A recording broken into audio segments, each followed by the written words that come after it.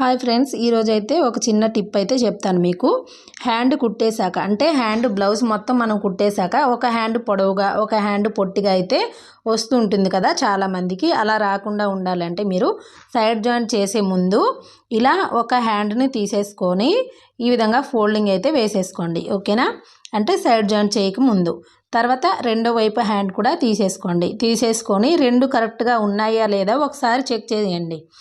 ఇలా షోల్డర్ రెండు కూడా కరెక్ట్గా వచ్చాయి కదా మనకి. అలాగే ఈ షోల్డర్ కుట్టు దగ్గర నుంచి హ్యాండ్ పొడవు వరకు ఇలా చెక్ చేస్తే నాకు కరెక్ట్గానే ఉంది కదా.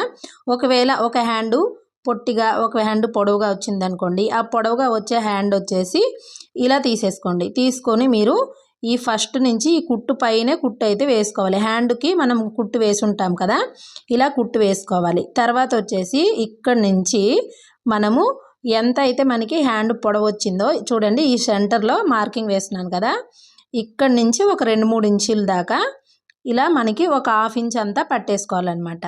అంటే మనం ఈ సెంటర్లోనే పట్టుకోవాలండి, అంటే కుట్టు వేసుకోవాలి.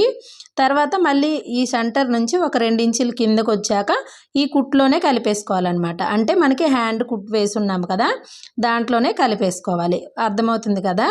ఇలా మీరు హ్యాండ్ జాయింట్ చేసే ముందే మీరు ఒకసారి చెక్ చేసుకుంటే మీకు ఇబ్బంది అనేది ఉండదన్నమాట. మొత్తం కుట్టేశాక అంటే కొత్త వారికి ఎక్కువగా ఇలాంటి ప్రాబ్లమ్స్ అయితే వస్తూ ఉంటాయన్నమాట. దానికోసమే ఈ వీడియో చేస్తున్నాను నేను. సో ఇక్కడైతే నేను లూజ్ కుట్టే వేసానండి, ఎందుకంటే నాకు 2 హ్యాండ్స్ కూడా కరెక్ట్గా వచ్చాయి కదా. మళ్ళీ విప్పేస్తాను ఆ కుట్లు అనేవి.